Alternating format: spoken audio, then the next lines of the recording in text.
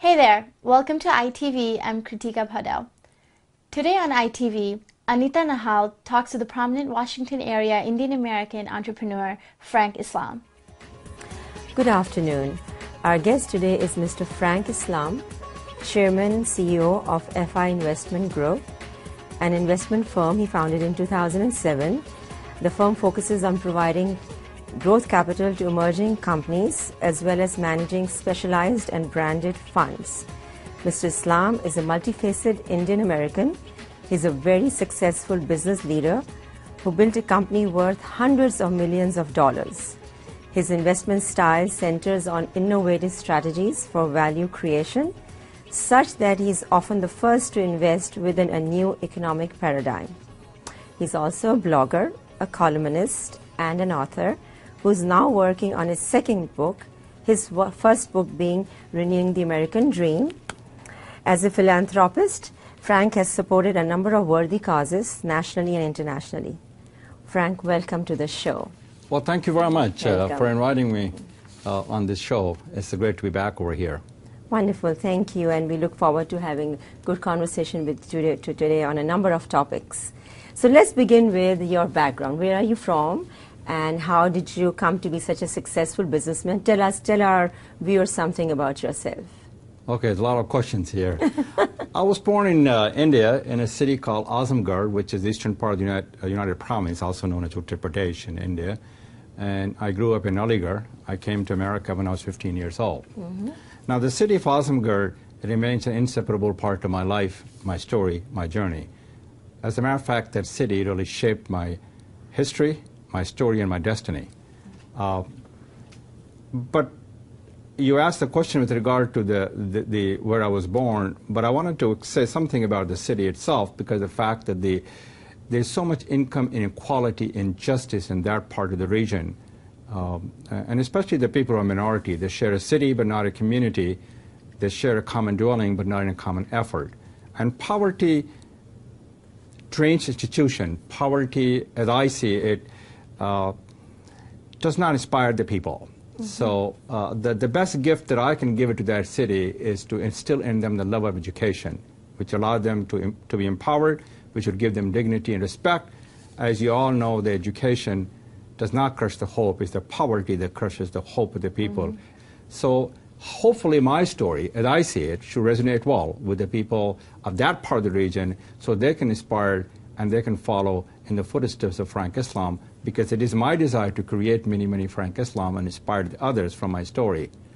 You talk about income injustice, and I think, at least I feel and I believe from what I've read about you, and I'm sure you'll add to that, that may have been your motivating factor for starting so many companies. And you just said that poverty is really the root cause of misery, and you have focused so much on education itself, and also in your blogs and writing you talk about citizenship. So tell us some of those connections. Well, education plays a very important role in America, because you're creating a future generations of America. Education creates a wealth, creates a prosperity. My foundation that I have, my wife Debbie and I, that funds the students who have financial hardship who cannot go to school. I strongly and firmly believe that the students are the best hope for us. Just like America has been the best hope for the people all over the world, so the students has been the best hope for the people. Right. It is important for us to create an environment where the students can excel. And that's the reason I funded education programs through my foundations. But talk about the education. Education is so important, and especially to our country, because the fact that we are creating a next generation of Americans. Mm-hmm. And education is a powerful equalizer. In addition to that, the higher education, which is, I think you kind of alluded to the fact that the higher education inspired the people, mm-hmm. and that in turn propel the country to go forward. Mm-hmm. And it is the access to the higher education during the World War II veterans who put America to its new height. Mm-hmm. Now, education has also been a great contributor in order for our democracy to flourish. And the democracy has flourished because of the higher education. So both are very, very interdependent. I came to this country long years ago, I got education, I got the citizenship, I started the business, I became very successful. So it's time for me to give back to our community, to our country that we love dearly. And it is the investment that they made in me to repay that loan investment back to our country. That is wonderful, and that's very true. As we grow older, we want to give back and mentor as much as possible to the society and to the country that we live in. And your point about education, I think that's what you were alluding to, that education leads to awareness and therefore enlightenment. And the more educated you are, the more enlightened you are perhaps a better citizen. I know on your... That's at least the hope. That's the hope. That's and the hope. It does propel the nation. It moves the nation forward. Right. And we have the best institution in the world. People come from all over the world to this country. Right. Including myself, who came from India. Precisely. Yourself, myself. There's so many other stories like ourselves. That's true. And on your blog in Huffington Post, you mentioned, I picked up this quote, I really liked it. You said 21st century citizens are problem solvers, not blame placers. They are future focused and not fault focused. They are proactive rather than reactive, unquote.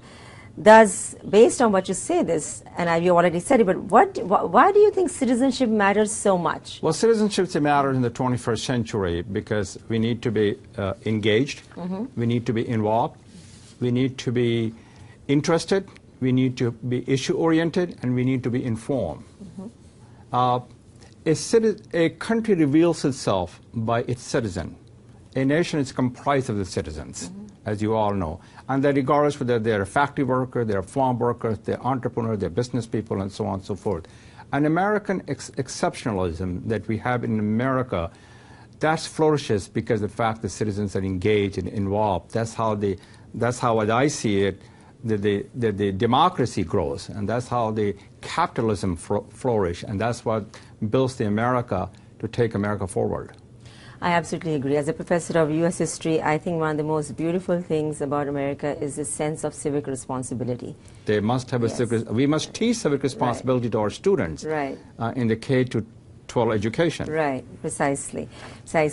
Let's move on a bit to your numerous activities. Your resume is extremely impressive. Just to say a few things for our viewers. You're a member of the International Advisory Council of the U.S. Institute of Peace. You're a member of the Democratic National Committee National Advisory Board, committee member of the Export-Import Bank of the United States, a member of the Department of Commerce, Industry, Trade Advisory Committee. So you have been involved in so many business organizations, and you generated millions in the company you started, QSS, which you sold. So tell our viewers a little bit about QSS, Sure. And why you sold that and why you moved on to another venture. Good point, good questions. I started QSS in 1994 with all the desires and the drives and dreams that I wanted to become an entrepreneur. And with hard work initiative, I was able to build this company from 1 employee to 3,000 employees, from $1 to $300 million plus in 12 years. And then I sold it in the year 2007 to Mr. Ross Perot, a true American icon, a true treasure of America, a true patriotic Americans that I know of. But starting a business, which you probably viewers would be interested to know, is about taking a risk. It's a willingness to take a risk. It's confronting the uncertainty with optimism, ingenuity, and creativity. It's about setting the examples for others to follow. And I learned from my failures, but I also learned from my success as well. My story should resonate well with millions of immigrants across the globe and across our land, and it says that America is a land of opportunity. And my story should inspire should inspire others. And my story should also reveal about America's openness and inclusiveness. And these are the qualities and the strength we can all proudly and truly embrace. But in my case, making money is not my motivation. Profit has never been motivation. Serving the humanity, sharing, caring, and giving. And those are the values that have always guided me throughout my life. Well, that's wonderful, and that's where your philanthropic activities are focused on education. and you said you want to create more and more students who are educated, higher, and especially higher education. Here, I just want to ask, is your focus also a lot on immigrant students or people of color, being a person of color yourself? Where does your focus lie in philanthropy? Well, first of all, I do not discriminate people because of the color, creeds, background, and belief. We must fully exploit each and everyone's potential, regardless of their color. We must provide them opportunity, not guarantee. So it does not distinguish, does not have a distinction between the people who are different colors and creeds and religion or race and background or belief. All of us will do well to remember that no country, no civilization has a monopoly on wisdom. So it focuses on the students who can exploit their fullest potential. It focuses on the students who have financial hardship. It focuses on the students who are willing to take a risk. It focuses on the students who wants to aim high, who want to work hard, who wants to pursue their dream. Let's move on to U.S.-Indian relations, since your company has traversed continents and countries. In 2009, President Obama visited India for this and for the Strategic India Dialogue, and a lot of number of issues were discussed. And back then, he had said, before going to India, when it comes to the sphere of our work, building a future of greater prosperity, opportunity, and security for our people, there is no doubt I have to go to India, and he did. Yes. So what is your take on the current state of bilateral relations, and what are some of the issues that you think are really occupy U.S.-India relations right now? Well, that's a really good question. It's sort of a loaded question. But let me say this. The U.S.-India relationship, we must renew a U.S.-India relationship between the two world's largest democracies. Our relationship has been broader and deeper and stronger that I know since I've been in this country. It is very important for the two countries which have a mutual shared interest, shared commitment in terms of democracy and diversity, to come together, because we also have a shared security interest as well. Now, our relation that I see it had a little bit of a problem and challenges, but I still believe that it is moving forward, is going ahead, is doing very well. And I hope that if Mr. Krishna, who is the foreign minister, has met, as I understand, Secretary Clinton, I hope they will take to the next level. But let me say the following things. The business-to-business engagement and relationship between the two countries has been profound. As a matter of fact, that has been a hallmark of our relationship. U.S.-India bilateral trade is close to about $50 million. It's the best number that I have ever seen for a long, long time to come. In addition to the government-to-government relationship or the engagement, we also have people-to-people engagement in terms of the art and culture. Something happened not too long ago in terms of the art at Kennedy Center. About a year ago, there was a sponsor of that. That was a wonderful, wonderful way to connect and build the bridges of understanding and cooperation between the two countries. And in addition to that, Indian American has played a very important role in that relationship because of the fact that they're the great ambassador to this nation. And New Delhi and Washington has had a little bit of what I consider some kind of a relationship that probably didn't understand each other's policies and programs and plans and issues. Our U.S.-India nuclear deal was a good example, but I think it's behind us. We need to move forward. We understand what Washington is trying to do, what Delhi is trying to do in terms of this issue with the Kashmir. And let me tell you this thing, that India is surrounded by hostile neighbors. So we do have a shared, what I consider the security interest between U.S.-India as well. And you said it very well. President Obama, if I paraphrase, said that the U.S.-India relationship is defining 21st century relationship. What a best way to end my conversation in terms of your question. I absolutely agree. Given the fact that, as you said, the largest democracies and oldest, America being the oldest democracy and India being the largest in numbers, it's a natural corollary for the two countries to come together on economic, political, social issues. I absolutely agree. But they need to have economic reform. Right, and I was getting to that. Sure, please do so. Please ask the question. I was getting to that perhaps sometimes Indian business leaders feel kind of restricted, maybe as a result of Indian policies. So what recommendations do you have to that effect? Well, my recommendation is very simple, Anita. As you say that I serve in the committees of the USTR, the Department of Commerce, as well as the many other export-import banks. And I hear from the business leaders in the United States about economic reforms in India. They say it's come to grinding halt. As you know, the central government, which is headed by the Prime Minister Singh, is a coalition government. And then you have a provincial government headed by the Chief Minister. They both have a competing interest and a conflicting views. And it has become a deeply dysfunctional, deeply divided, and deeply partisan politics. So I hope, because some of these chief ministers in the provinces aspire to become a prime minister, so they do have a competing interest. But I would hope that they can set aside their differences to work for shared goals. And the shared goal is to move India forward. And that means to become part of the global economy. That means to have the economic reform in India. India has a lot of potential. I agree. And I really think we haven't exploited their fullest potential, especially for America. In order for us to have recovery, we're talking about close to 400 million Americans, that's a middle class, they will buy our products and services. Hence, we can boost our exports.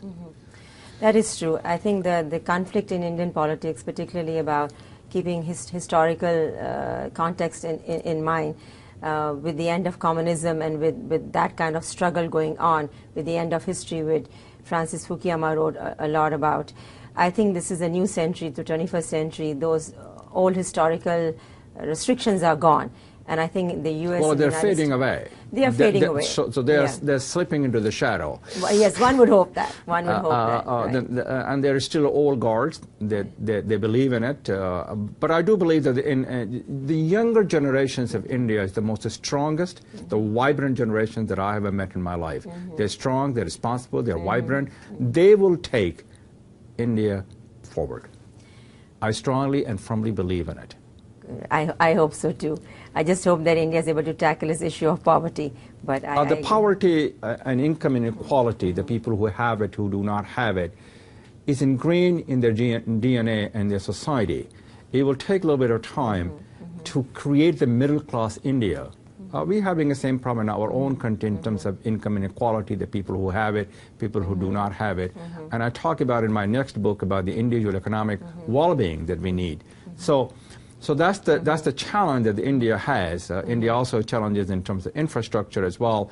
There's a lot of potholes and so on and so forth. The roads are not very well maintained, and so there's a lot of competing interests, and that's what the democracy does sometimes. But they need to make it work. Well, this is a good segue to get into your new book, because you just talked about your second book. Tell us about your second book. What's the theme? Is it a continuation of your first book? And when do we expect to see it in the market? Okay, well, we expect to see that in the market sometimes in September or in the fall of this year.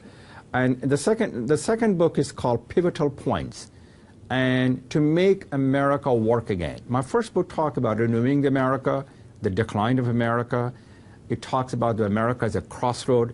Talks about how do we take America forward by working together as a citizen, as a concerned citizen, as a 21st century citizens. Now the next book is about the pivotal points, which talks about each of the pivot points that we need to move America forward. That means many things. America's exceptionalism, innovation, the manufacturing, middle class. We talk about immigration, which is a very hot topic these days. We must try to attract and retain the talented individuals in this country by attracting the immigrant, because the fact that we help them to go to school, we should try to keep them. And I know Senator Warner has been working on that bill, and I hope that bill gets passed. So there's many chapters. We also talk about the dysfunctional Congress, as you know, is very dysfunctional, the dysfunctional citizenship. So those are each and every pivotal points is a chapter by itself. So that's what the book is all about. Oh, well, that's very exciting. So you look upon immigration and you look upon immigration, education, manufacturing, American exceptionalism, innovations, those are all part of that's what will take the America forward, that I believe strongly. Absolutely, I agree. All those pivotal points and discussions on those and finding solutions to the challenges that exist in our country, I absolutely agree with you. We must start now. Absolutely. This is the right time. Exactly. Right time. I believe this is the decade, the first decade of the century was the decade of decline. The decision that we make in this decade will determine the future of America. Well, you are an optimist, and I think that's wonderful. There are many optimists like myself as well.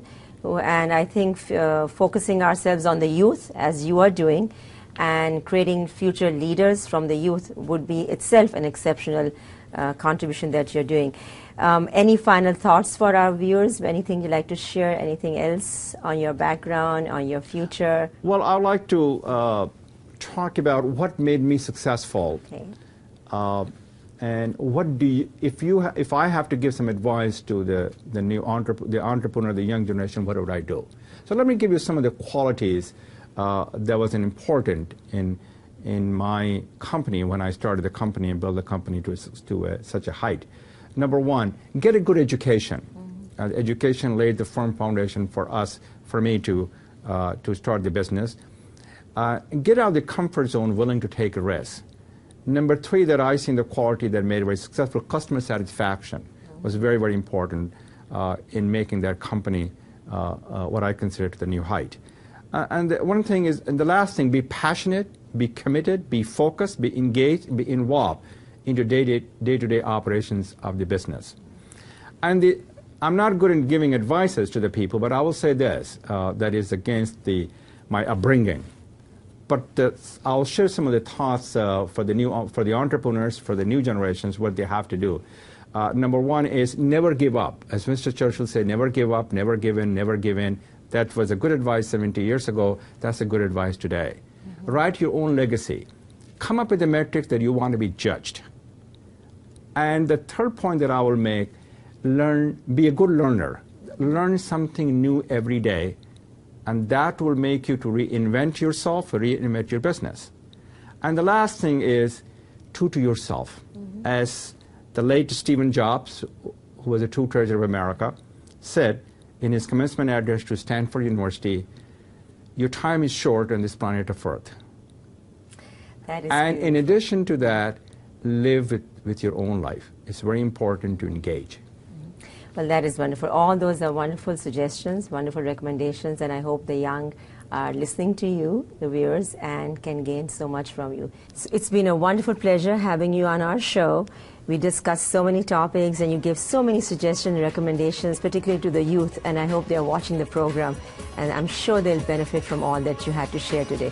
Thank you once again for being with us. You're most welcome. I hope our path will cross again. I hope so too. Thank you.